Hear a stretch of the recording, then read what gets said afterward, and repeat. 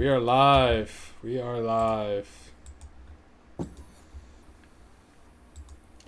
All right, episode 8. This is episode 8 of the Big Dog Little Dog How's it going, everybody? podcast. Go This Hawks. episode will launch tomorrow officially. But this is just going to be a recap of the Seahawks, our favorite NFL team. Their draft, free agency, some Russell Wilson drama, the moves they've made, what the prospects are looking for this year. We got it all covered today, and we'll have it all covered all year. So just be sure to tune in. I'm Akahi Trotsky, Big Dog. We got Akahi Trotsky. Akahi, Ala Trosk, Little Dog. We got some more shows coming in, but today is Seahawks. So let's just start off, in chronological order. We had the Russell Wilson drama. That was a whole thing. We never really touched on it. Well, But actually, Shane Waldron signing Russell Wilson. that's true. We did touch on the Shane Waldron signing at the end of the year last year. We did. Shane Waldron coming in, big. Russell Wilson, supposed drama, ended up fizzling out. Obviously, we saw Russell and Pete Carroll basically make out. So I think everything's good there. I don't know if there's any drama. Ala, do you want to touch on that? Well, the Rush drama obviously started with the Shane Waldron and Brian Schottenheimer drama. Schotty was fired. Russ wasn't considered in the hiring or the firing process really that much. It's a big deal, but Shane Waldron's a pretty good signing for him, I would think. It's pretty good pass of the offense. Not one which was not expected at the time. Obviously started a lot of the drama too. Offensive line issues, which were addressed, which we'll get into. Not really addressed too much, but they were addressed. And Russ seemingly happy to stay in Seattle for the rest of his career. Although every couple of years we're gonna expect Russ to somewhere else drama because that's just what always happens. Yep. So I think there's a valid argument that if the Seahawks really struggle this year, Russ might actually want to head out, but we'll see. I think there's also a valid argument that you can see the Seahawks can win the Super Bowl this year. So Absolutely. you We're a Seahawks podcast, right? This episode, we're covering all of the NFL. Yeah, multiple episodes, 4 episodes a week usually. What we expect. Yep. So I think there's some Russell Wilson drama, but that's kind of fizzled out over the course of the last 7 months, as expected. There's been some contract drama. We'll get into that. But let's just dive into the next big thing, which was free agency. That's a free agency. We brought back probably my favorite player, Big Puna Ford, number 97. I will be repping his jersey at the games this year. Signed him to a 2-year, $12.5 million deal. I think he's really the stalwart of our defensive line. He's really grown as a pass rusher, and he allows us to, he's given us the ability to play him on more than just rushing downs, which I think has shown his growth and why he got a new contract. I'm just as much a Big Puna fan as you are. I think we'll talk about the D-tackle situation. Obviously, Jerron Reed will not be playing with the Seattle Seahawks this year. Absolutely. But Puna Ford, man, what a guy. I mean, I remember a play against the Rams, the game we won, which was week 17, I think. It was week 17, yeah, we played the back-to-back weeks. There was a Bobby Wagner not miss a tackle, but he's too slow going down the sideline, moving laterally. Cam Akers beat him across, and Puna Ford, our 300-plus pound defensive tackle, chased the guy down about 15 yards downfield. I mean, he really is electric. He's so fast. He's so quick, so strong. He's an athletic freak while still just seemingly being a nice guy. I mean, the Seahawks love Puna. He's all over the social media. I mean, gosh, Puna Ford is just. I mean, it's hard to blame him. I think he's one of our best players, and I think getting him back on $6 million per year deal, similar to what, pretty cheap in my opinion.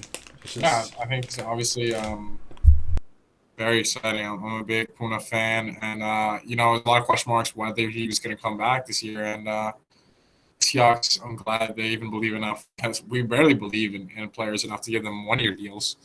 I'm glad they gave him a 2-year deal. I'm excited to see Puna every week this year. Every week I want Puna to play. Play 60% of the snaps, too. Like you said, this is going to be his highest snap count, probably, per game. Definitely Jerron Reed.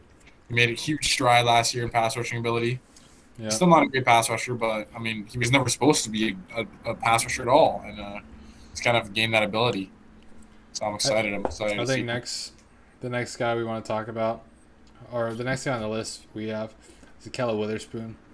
He initially looked like a great signing, great value, 1-year, $4 million deal. He played in cover 3 system under Saleh.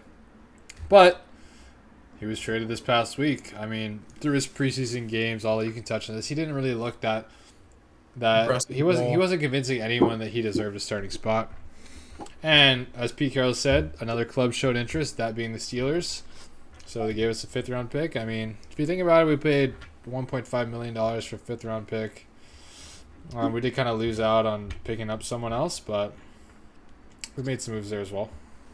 Yeah, I think the cornerback situation is definitely our most interesting position group going into the year, no doubt.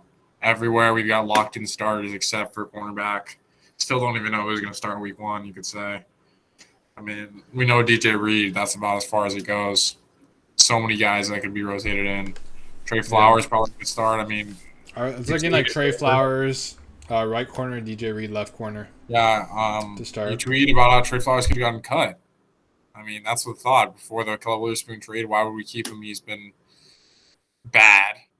Well, actually, he was had a couple good games. The Bills games, he's pretty good before he went down for the rest of the year last season. But Trey Flowers was horrific 2 years back. Obviously, the Packers game was bad. No, it's not easy covering Devontae Adams, but I think Trey Flowers is pretty polarizing just because he started basically as a rookie, which is exciting, but he just has not shown the growth that we've expected. Yeah, he was an exciting player as a rookie. He kind of reminds me of like Germaine Fetty, except Germaine Fetty was a 1st-round pick. But he's one of those guys who's on the roster. He plays because we haven't been able to find anyone better. But I don't think his second contract is going to be really. I think he's going to be reaching to get someone to pay him again. Yeah, I don't know. The cornerbacks, I'm surprised we did draft a quarterback this year, actually. I was about to say we were surprised, but we didn't have a much picks. So, but obviously. Yep. It turned out well. Obviously, wide receiver is a big need. We'll talk about the draft later. Yeah, but we'll touch more on this in terms of the overall roster construction because we've already been through the draft. We've already been through free agency. We've already seen how things are going to play out because Sunday is coming. So the next guy we can talk about quickly is Gerald Everett. I think he provides good depth, good upside, low risk, 1-year, $6 million deal, and obvious synergy with Shane. Yeah, coming in, he's going to be essentially – he's probably going to be a starter this year. He's going to be number 1 depth chart in front of Will. You'll probably see him in most sets. He's athletic enough to move, which is good. Obviously, the synergy with Shane. I think it's pretty exciting. We've had some pretty big tight ends. We got obviously had Greg Olsen last year, who could have been big, wasn't really. We had Jimmy Graham, who never really was the star that we expected him to be, and I think Gerald Everett is more. We're paying him the money to be those kind of players, and I think he can be. I think he can be definitely a solid tight end. And Russ does love his tight ends. I mean, he throws to Jacob Hollister a lot last year. Yep, he's a big yak guy, which I'm excited for. Big yak guy, yeah. And I think now that we know, well, Kobe Parkinson has gotten injured, obviously this off season, so he was had a great camp according to all reports. So with him out, I think Gerald Everett becomes even more important. Let's skip to the next guy. We have Nick Bellore on a quick 1-year, $2 million deal. I mean, he's a Pro Bowler. Pro Bowler, special teams captain. Oh, no, not an All-Pro, excuse me. Yeah, special teams captain, great, funny guy. He's providing depth at linebacker. I mean, honestly, Nick Bellore is one of those guys on the radar, but he brings the team together. We saw DK and Tyler talk about their funniest teammates. Nick Bellore was number 1, I think, on both lists or something like that. I'd love to have a conversation with Nick Bellore. Nick Bellore. You should bring him on the pod. Next on the list, we got Ethan Posich, 1-year, $3 million deal. Yeah, no one's really too happy about that. I think everyone was looking for us to sign or draft a center, but instead we went with bringing back Ethan Posich, who looks like he's not on the depth chart. He's actually behind Kyle Fuller, mostly due to him having an injury all of the preseason. Yeah. But Kyle Fuller starting, and Kyle Fuller also does not look very good. So just big question marks at the center position. Yeah, center is similar position at cornerback. We're starting a guy because we have to more than when we want to. Yep. Hopefully he's got more help with Steve Jackson and Damian Lewis stepping into his second year, both coming in pretty healthy. Exactly. That's my hope is that improves the O line. Next we got Chris Carson, which is very exciting. I think a lot of Seahawks fans were thinking he was gone. But I think that what we got him for, I think it's a three-year deal that voids after 2. It's basically a 2-year deal, $5.5 million in APY, only $2 million on the cap this year. I think it's just great value. He's a great player. If he can stay healthy, which he did for the most part last year, then I think, honestly, a great signing. Yeah, Chris Carson went viral twice this year.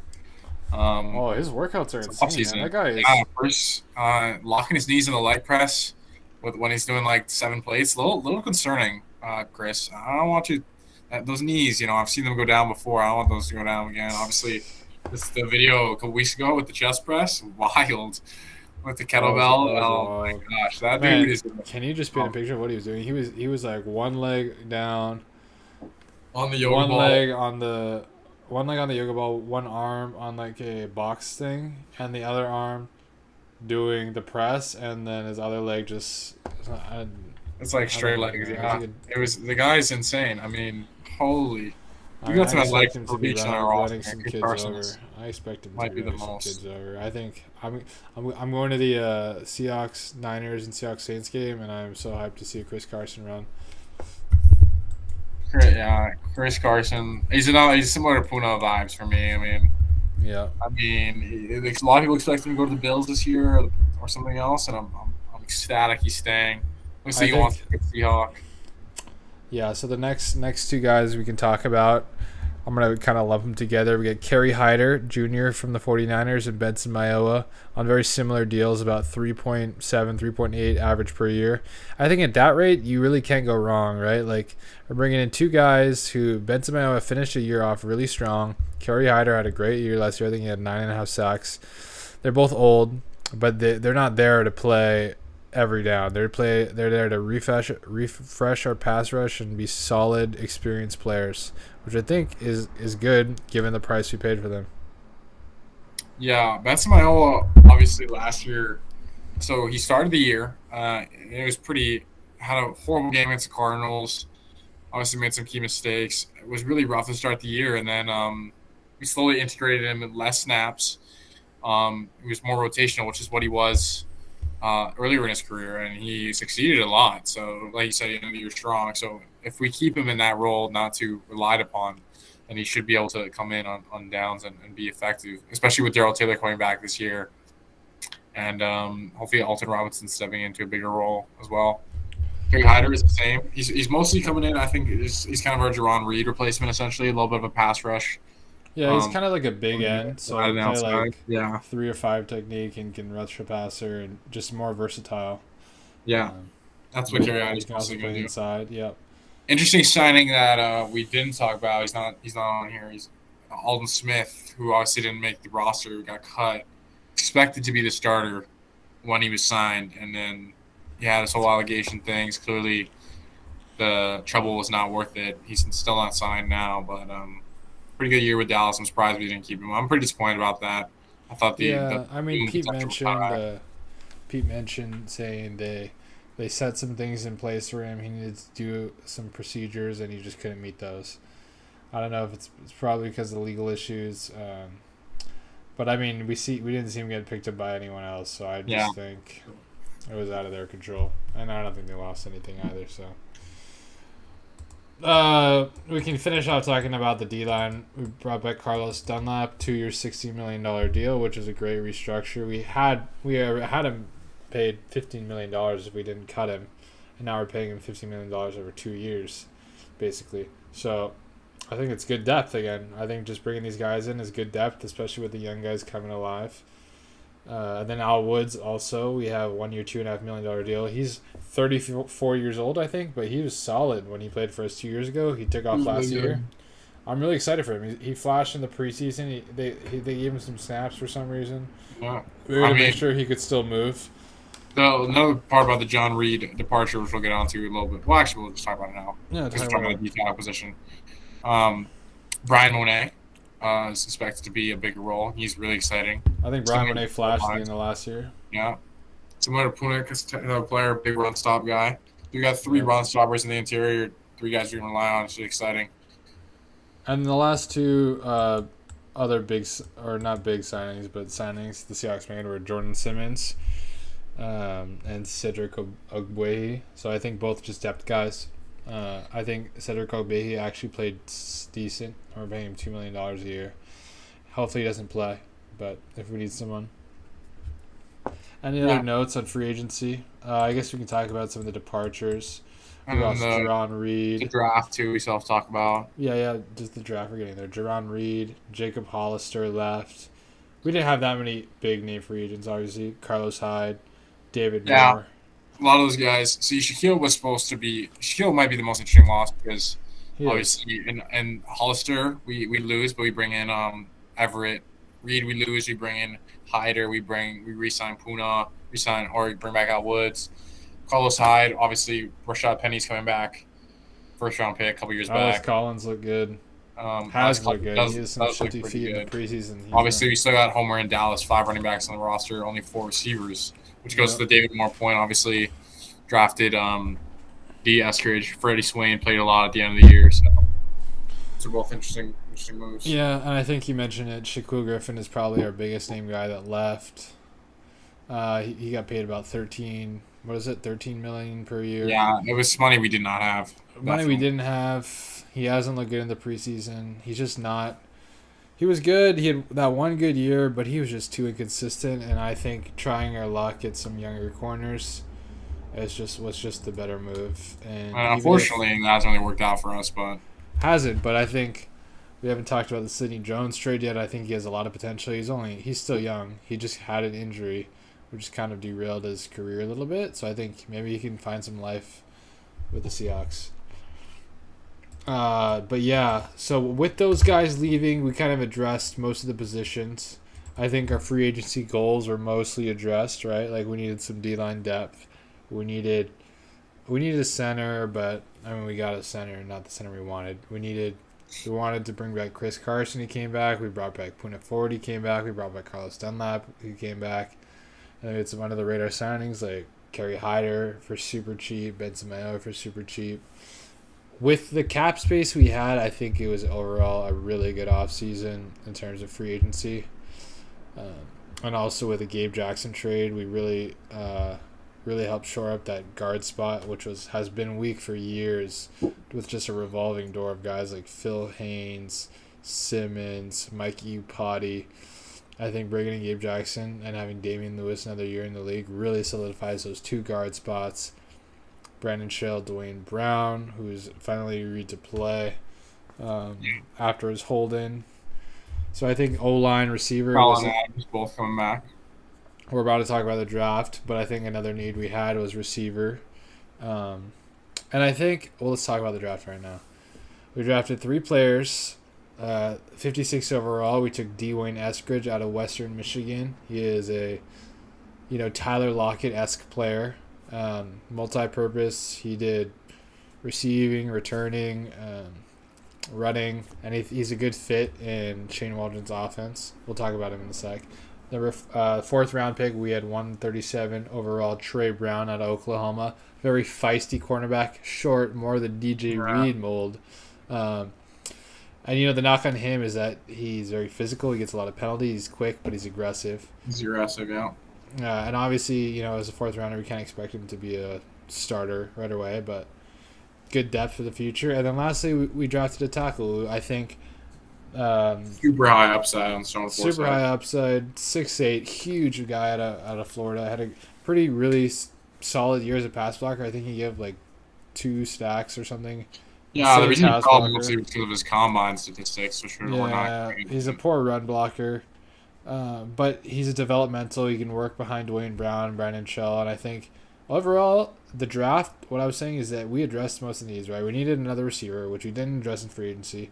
We needed a corner. We needed some youth at corner, so we got a corner, and we needed some youth at tackle because Dwayne Brown's 37, 36, and Brandon Shell's on a 1 year deal. So I think given those factors, the draft position wise was good. And we mentioned this other podcast. We can't really evaluate the talent yet, but I'm excited. What do you got to say? Well, I mean, you expect Dwayne Eskridge to play a lot, and then one of the highest volume offenses in the league, and you got high hopes. Tyler Lockett's a pretty generous comparison. I mean, I know you weren't saying that, but Tyler Lockett-esque player, not a Tyler Lockett ability replacement. Yeah, ability. But yeah, I think they're. I'm pretty excited about the Eskridge. Obviously, like I mentioned, we have 5 running backs on the roster and 4 wide receivers, so we're pretty thin at receiver this year. Might have to make a move soon if Dwayne. He's been struggling with injuries, and Freddie Swain apparently they're not super confident in as the number 3. So a little concerning, but I'm excited about the Dwayne Eskridge pick overall. Yeah, we didn't get to see much of him in the preseason. He was injured with a foot injury, but he is going to be healthy for week 1, which is exciting here because some of our early picks have gone out. And so we saw him make 1 catch and 1 fly sweep. But overall, I think he'll get some time. Trey Brown is actually, we saw him play early on in the preseason. He looked feisty, but he's out with a knee injury. He's actually starting the year on IR, which is a bummer. But we don't need him to start right away. I think just giving him reps down the line is going to be key.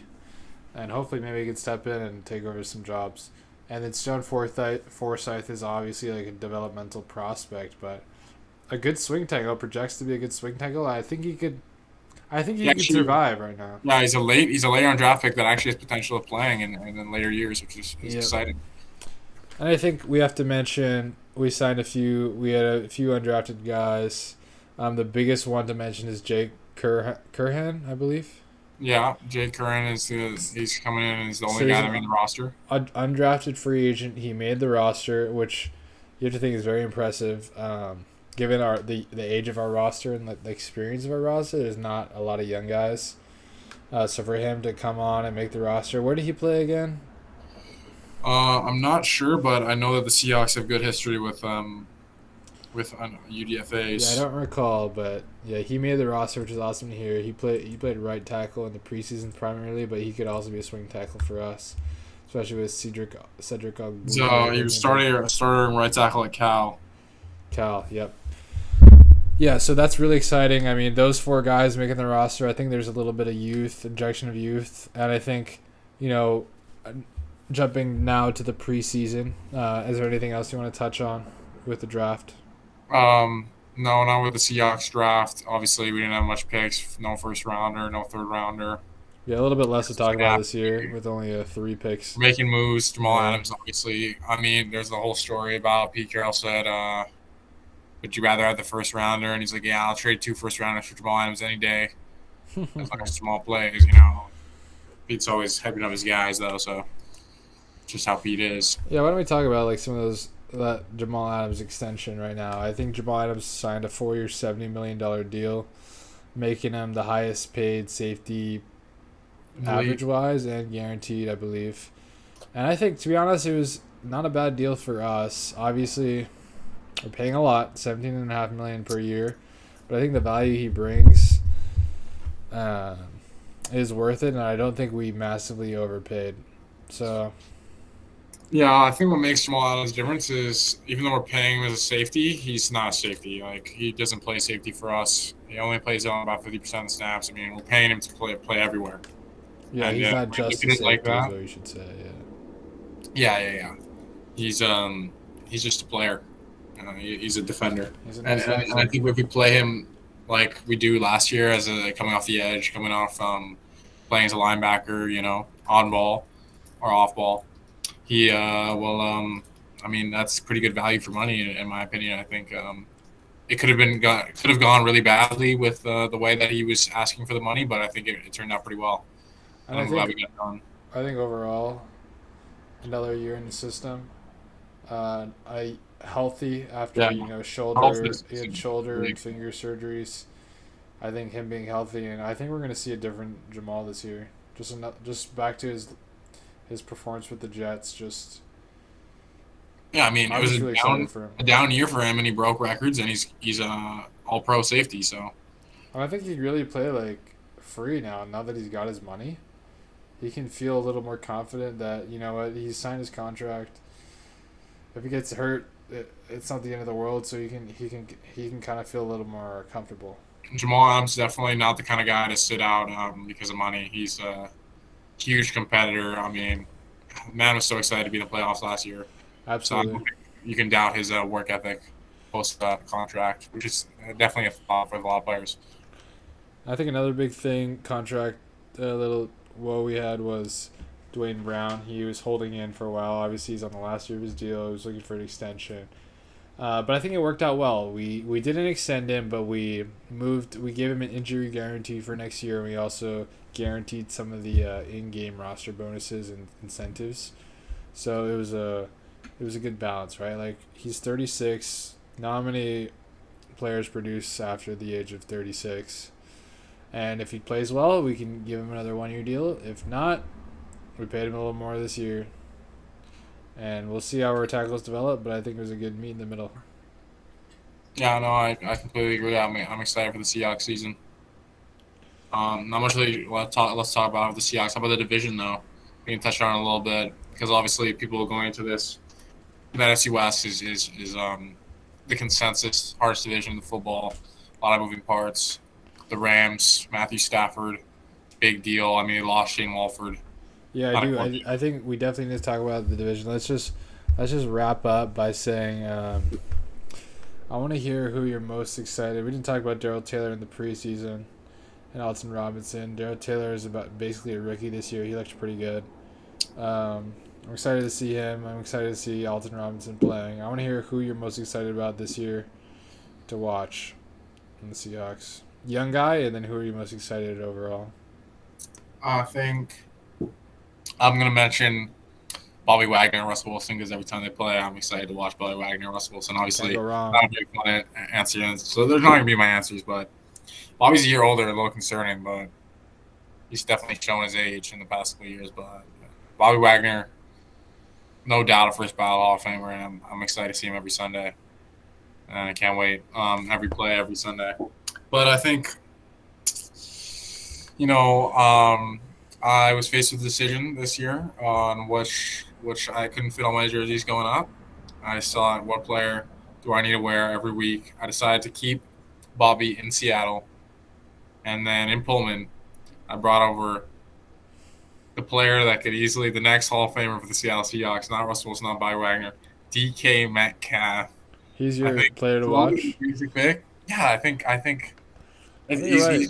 I think he's at that level with Russell and Bobby that every Sunday. Um, I mean DK Metcalf, man, it's just so fascinating. I think he's criminally underrated in route running. I think if you watch the Seahawks, me and you both are big on his route running ability. He's so good. His comeback routes, he creates so much separation, and maybe it's because of his ability as a to run the go route so successfully. But his cuts are smooth, they're clean, they're fast. He moves his feet so fast. I think DK Metcalf is a freak of nature. I wouldn't be surprised if he is a receiving yards leader or a touchdown leader this year. Obviously, needs work on his hands. Yeah, But I think those are two great players, two excited players to watch. I'm very excited to watch DK's growth because I think his growth has been great to see. For obviously, me, I still haven't mentioned my young player. I think Gerald Taylor. But I don't know if you might have the same answer. But Gerald Taylor is oh definitely my gotcha, I guy. thought you were talking about DK. That's Yeah, really no, great. DK is my player to watch. And my young player to watch is Daryl. Daryl, I'm why excited to see Daryl? Jordan. Well, it's between him and Jordan Brooks. Obviously, I don't know if you're going to touch on one of the two guys, but Daryl Taylor was a big, athlete. He's got big press coming out. I was really excited to see him play last year because we needed so much edge rusher help. And I still think we could use a lot of edge rusher help. But he's going to be like Frank Clark again. Well, I wasn't a huge Frank Clark fan. I think our defensive line outside of Frank Clark is better than it was with it. And I think if he can be Frank Clark, that would be exciting to watch for me. Yeah, and he's going to be stepping into the KJ Wright role, kind of like that Sam outside, but probably rush a little more than KJ did. It'll be interesting to see how he plays against a run, which is what I'm curious about, if he's really a liability on the edge. But who knows? I mean, it's basically his rookie year, so I don't want to go too hard. So for me, the two players I want to watch, they're both young players, to be honest. I want to watch Damian Lewis, year 2. I want to see him revamped. I want to see him with a year of experience. I want to see him maul people. I want to see how he performs in pass pro. That his run blocking was excellent. I think his pass pro needed improvement. So that's what I'm excited to see.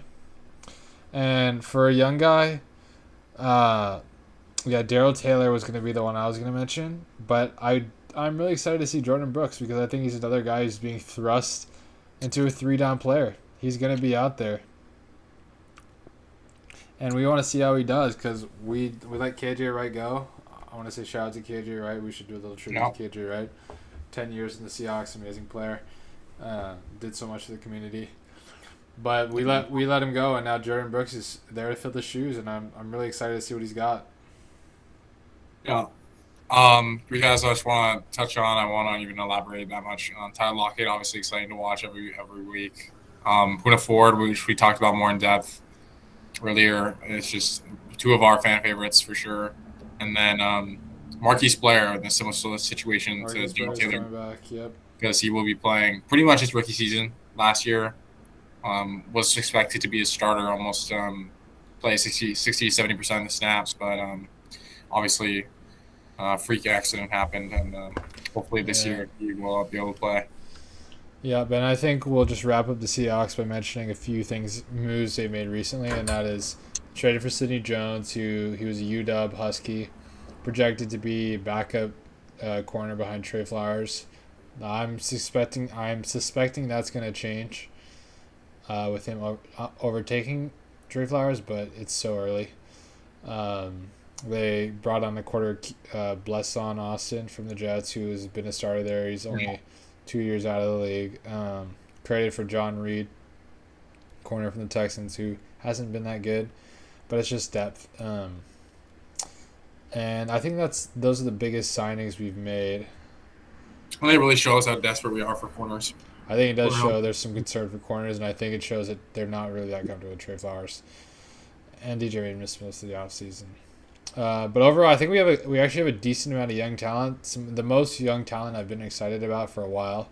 If you include guys like Damian Lewis, Jordan Brooks, guys from last year's draft, and then also like guys who even 2 years ago, Marquise Blair, Dwayne Eskridge, Marquise Blair. Marty probably didn't play a lot this year just because we're out much corner. Yeah, and Dwayne could be like a solid third receiver. So I think there's a lot to be excited about. Not a lot of aging guys, but a lot of youth. So let's quickly cover the rest of the NFC West.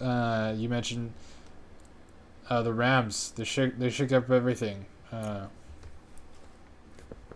They brought on Matt Stafford, which anything you want to say? I think we touched on it a bit last year, but I think it's going to really solidify their offense, because I think Jared Goff was the biggest question mark there. Yeah, I mean, obviously Woods and Cup re-signed. Yep. I'm not sure it was this year or last year, but they're on multi-year deals. Tight end Tyler Higbee is going to be the starter for sure now with Gerald Everett gone. They lost a little tight end depth.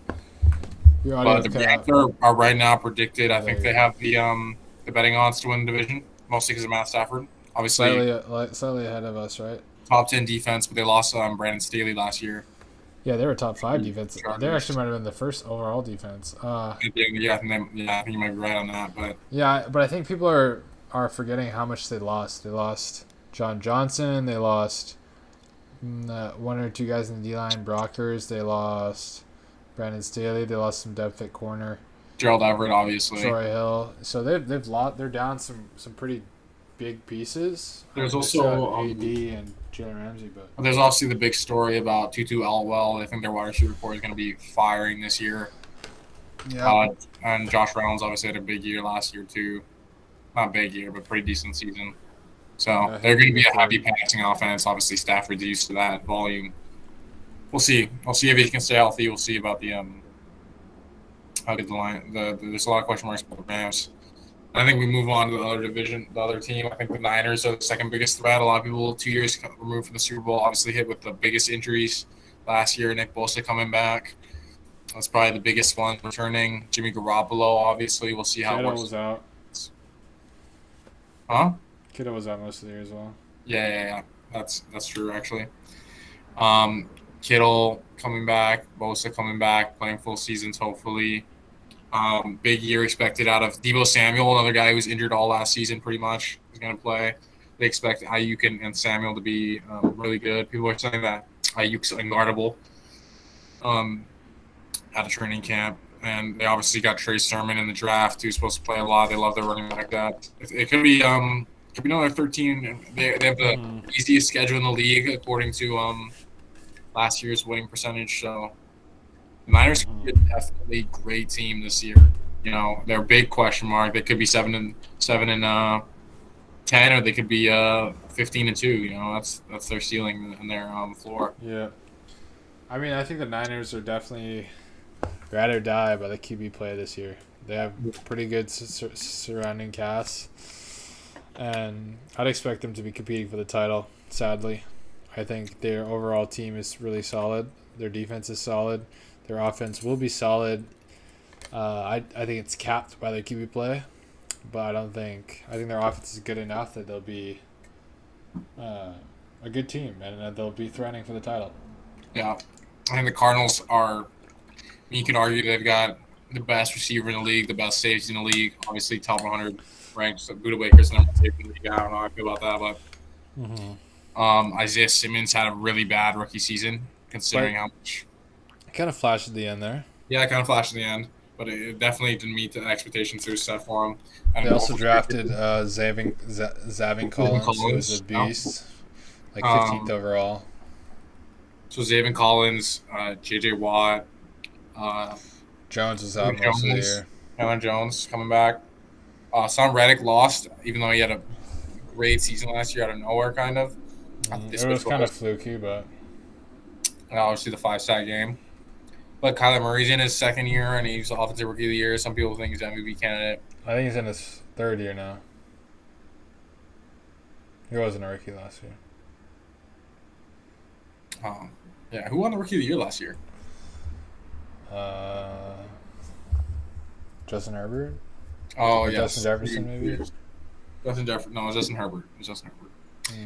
But yes, the Cardinals definitely are not a team. They're not supposed to be last in their division. I think in any other – I think if you put them in the NFC East, they probably win their division. I think you put them in the NFC South. They compete for second pretty easily, and NFC North the same. You could argue they can win that division as well. So it's really a race for first. It's a scary one too. I think it's a very competitive division this year. It'll be interesting.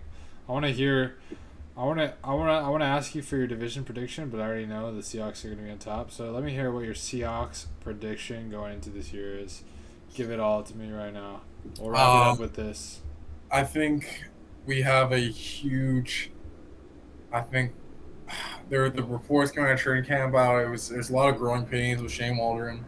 I think if I was a unbiased fan, I think 12-5 is a pretty generous ranking, but I am a biased fan, so I'm easily going to put them at 14-3. I think they only lose. I think they lose one game in their division to each of the players in their division. I just think. The 3 losses just in the division. Oh no, all in the division. I think they're probably going to be. I don't know if it's away at Cardinals, away at Rams, away at Niners, but I think we're going to lose one of those. We have to play the Reds or the football team, the Packers, and the Saints this year.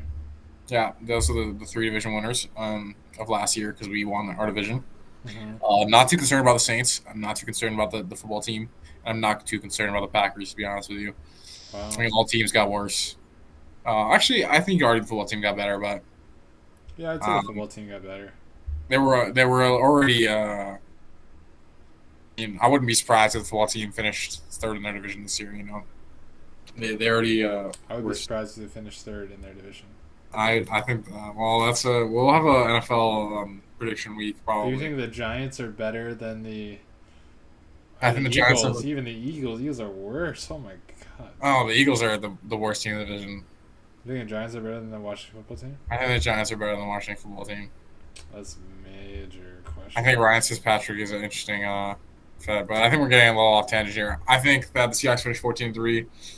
I think Russell Wilson wins the MVP, and I think DK Metcalf is a top 5 receiver, no doubt about it, next season. It's definitely some bold predictions, definitely some hot takes, but if you want to I love would your team, say, you got to believe in them. yeah, and I love my team, but I don't like to be wrong. And so I'm gonna go with a little more conservative.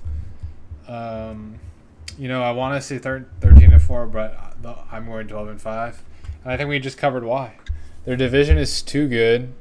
We play a first place schedule. We play the Colts and the Titans. We play we play the Texans as well. I think the South is the worst division in the AFC this year. Or the AFC South. Maybe so, but the Colts and Titans are no joke. So we play the Colts and the Titans, and then we play, like I mentioned, the Packers, Saints, football team. So beating all those teams, Packers and football team on the road, that's tough. Those are tough places to play. And then also beating everyone in our division without. I mean, I can just see the losses racking up. The other big concern I have is, like you mentioned, a new offense never really gels right away, right? So we haven't seen the guys haven't even. Russell Wilson, the whole starting line hasn't played together live, so that's gonna happen in the first game, and there's gonna be some quirks. Not everyone is gonna be knowing every single call. There's gonna be some mistakes, and I just don't think the full offense has been installed into every player's heads. Like that comfort level isn't there. I think that'll take. I think we saw it with Brian Schottenheimer. It took a while to get our identity, and I think it's going to take a little bit of time to kind of, get our identity as well. So I think that early on, with combined with the tough schedule early on, I think it goes. Colts, Titans, Vikings, and then maybe the Rams or something. Niners, Rams. You can't tell me that's a very easy schedule. Just based off last year. With the Niners being fully healthy, Vikings are the easiest game, and I don't even think they'll be that easy. Because Colts and Titans are both 11-win teams. Rams we don't have with the Rams. So, just starting off slow with our offense against Colts, have a great defense. Rams and Niners are always going to have good defenses.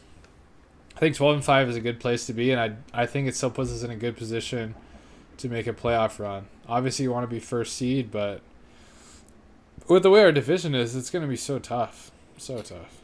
Yeah, I think even at 14-3, it could be not enough with the Bucs schedule and their just the Bucs being the Bucs. Well, they have an easy division too. They have Atlanta and Carolina, exactly. And the Saints are a lot weaker this year. So, and people think the Packers could rebound again, just be the best team. Well, the Packers are going to lose many people. Yeah, I don't know. I'm just not that high on the Packers as most teams. I think the Packers weren't that great last season, as much as they were hyped up to be. But we're getting off tangents again. So you got 12-5. I got 14-3. Mine's a little bit more optimistic. Yours a little bit more realistic. And I think I think 12-5 could still win the division though. Tiebreakers. Oh, for sure. I think you could see two teams at 12-5. You could see a team at 10-7. You could see a team at 9-8. I think you could have all winning records in the division. It would be surprising to me. Absolutely. Especially since I think the out of conference or the out of divisions we're playing this year, the NFC North and the AFC North, and the AFC South and the NFC North are not tough divisions this year. I think you can argue that the Jags and the Texans are free wins for everybody in our division. I think you can argue the same about the Lions and the Bears. I don't know about the Bears. The Bears are the Bears, but the Lions and the Texans could easily be the two worst teams in the league this year, and we're playing them. So you're right, but those aren't the games I'm worried about. So yeah, true. I was just talking about how I think the entire division could be positive records. All right, any final thoughts before we wrap up the Seahawks recap? No, I'm excited for Big Dog, Little Dog's future. I'm excited for the weeks. Our weekly schedule. I'm excited to play some fantasy football this year. Excited to just watch the Seahawks every week. I'm excited for football season. Hey, till February. Rolling in. Sunday, every Sunday. It's all February, man. It's gonna be awesome. We got a lot coming, and Seahawks play this week against the Colts. What's your prediction? Oh yeah, we don't really have an opportunity to talk about it later. I just don't believe in Carson Wentz. I'm gonna go for a 31-20 win for the Seahawks. That's pretty high scoring. You did not heed my my Well, I think. trepidations. Oh, I think there will be growing pains. I just see us. 31 points against the Colts defense. The Colts defense is pretty Yeah, good. but You I mentioned think Kwity Paye. They still got Cody Pay, Defoe. Bruce Buckner, obviously the highest ranked, or the number 3 ranked lineman, maybe number 2 in the last years on the top 100. And and obviously Darius Leonard, top linebacker in the league as well. A lot of good Yeah. players. But, Malik Hooker coming back. I Colts also think the Seahawks are interesting. going to win. I don't think it's going to be high scoring. I think it's going to be 21-17 Seahawks. I think without getting many reps, Colts offense is going to be a little weak. No T.Y. Hilton. And I think we're just going to have enough drives. And Injured Carson maybe Wentz, get Quinn Nelson. I think they're going to play, actually. Both. Yeah, no, they will. But I think I don't know how confident I am in we're Carson. going to get like a turnover. It's going to give us a score, and then the rest is going to be kind of a slogfest. We're going to get maybe one other good scoring drive. I think it's going to be a combination of being rusty. None of our guys have played. New system. And I think those two things combined against a good defense just as a formula for a slow start. And I think people are going to overreact big time and say, hey, what is going on? But they just need to realize new system, no snaps, no preseason snaps at all, and good defense. Yeah, I think there was a lot of question marks last year, and I think we came out. I mean, the Falcons game obviously went pretty well, so that's how I feel. That's true, but who did we play last year, week 1? The Bengals? No, the Falcons. We played the Falcons week 1. Oh, yeah, the Falcons I think got the 4th overall pick. Yeah, Matt Schaub. It was. I don't think the Colts are getting the 4th overall pick next year. I don't know. You never know. Carson Wentz is not. Look at the Eagles. They got the I mean, they had Phillip Rivers, and he's out of the league. True. Phillip Rivers was trash last season. And they still won a lot of games. Yeah. We'll see how the game goes. Chris Carson could easily get 25 touches next game too. I would be surprised if he's coming in healthy. Oh, we got a good old line. I hope Gabe Jackson. Yeah, we're built for run. If they're smart, they would just put DeForest Buckner on our center and. You got 5 big black dudes ready to beef in the middle, and I'm excited to watch it for sure. Kessler's a skinny black dude, but yeah.